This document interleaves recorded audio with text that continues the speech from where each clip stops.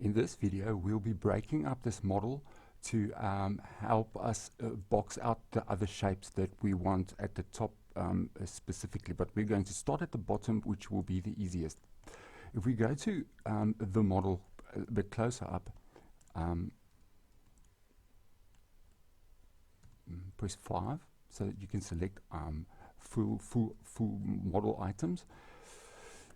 You'll see there must be a deep sharp bevel. We're actually going to do this better than this one. There should actually be another plastic that just you can see inside of it. It's like a different type of polymer that they use for the cylinder that it's attached to.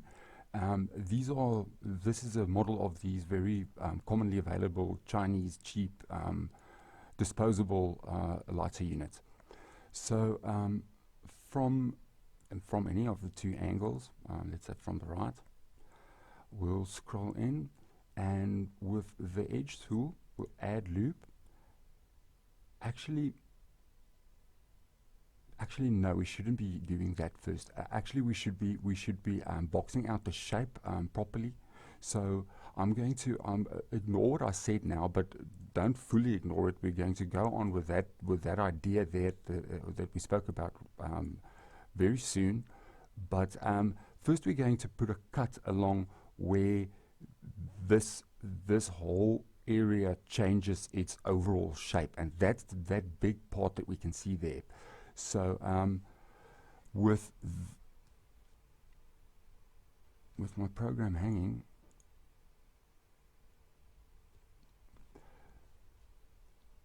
oh, it's saving. That's very good. Always have your auto save. We're going to add a loop around this this item. Okay, so just want to add loop. Now it should give you the option to slice through those polygons.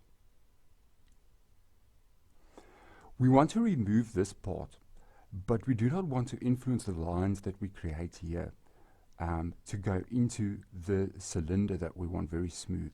So I'm going to press shift to put another cut in there and separate that area.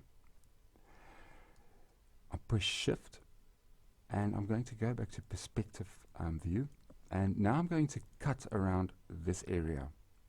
But before I do that, let's just take a look at that again. There is another area that protrudes from the colored plastic of these lighters, which should be the exact shape of this, else you will it's not going to look right if it doesn't match that. So actually stay there, and I'm going to put another loop in there. Now, to show you what a loop selection looks like, when you press 2 or you press edge, you click on edges there, you can double click a loop, any edge, and it'll follow the loop, the ring that attaches all the way around and connects back to itself. So we want that one and that one, we want to cut those because it's going to be separate items. So modeling operators, split, gap 0 millimeters. We don't care. It's not so vast a model that we will forget that was you can select polygons or press 3, double click, that's an area, double click, that's an area, and double click, that's an area. So back to the right hand view, add loop, and I'm going to cut along that.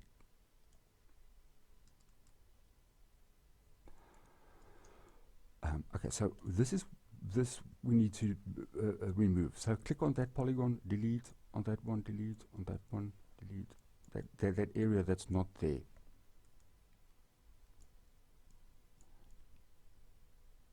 And actually the top as well, delete that because we don't need that. If we look from the top, that area is hollow.